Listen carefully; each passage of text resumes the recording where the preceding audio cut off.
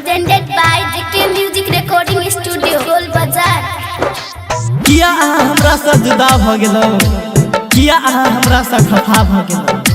कि किया हमरा से जुदा भ गेलो, किया हमरा से खफा भ गेलो। किछ गलती तो नहीं छल हमर,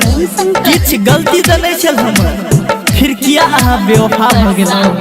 फिर किया बेवफा भ गेलो, फिर किया बेवफा से नूरा सजा के तू पिया घर जइबे, से नूरा सजा के तू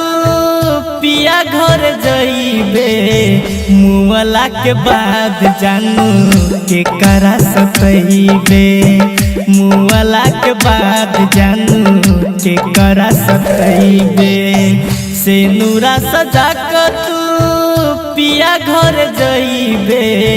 से नूरा सजा के तू पिया घर जइबे, मुअला के बाद जानू के करा सतइबे, मुअला के बाद जानू के करा सतइबे, मुअला के बाद जानू के करा सतइबे, से नूरा सजा के तू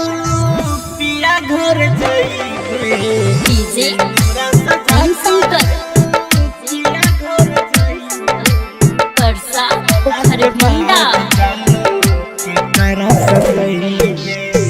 तोहर याद हमरा जियन देत गे, हरदम हर पल हमरा जियते मुएत गे, हरदम हर पल हमरा जियते मुएत हो, तोहर याद हमरा जियन देत गे, हरदम हर पल हमरा जियते मुएत गे, दूसरा के नाम के मेहंदी हाथ में रचइबे, दूसरा के नाम के मेहंदी हाथ में रचइबे, मुअला के बाद जानू के करा सतइबे, मुअला के बाद जानू के करा सतइबे, मुअला के बाद जानू के करा सतइबे, मुअला के बाद जानू के करा सतइबे, से नूरा सजा के तू पिया घर जइबे,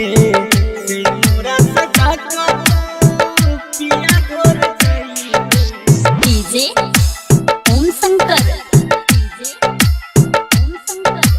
परसा हरभंडा। ससुरा में जइबे तू त पेनी लाल जोरा, मरलो के बाद प्यार करबोगे तोरा, मरलो के बाद प्यार करबोगे तोरा, हो ससुरा में जइबे तू त पेनी लाल जोरा, मरलो के बाद प्यार करबोगे तोरा, राइटर दीप धीरन के दिल से हटइबे,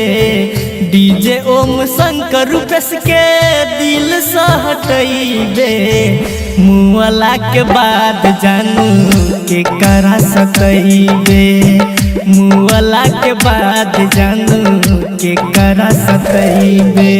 मुअला के बाद जानू के करा सतइबे।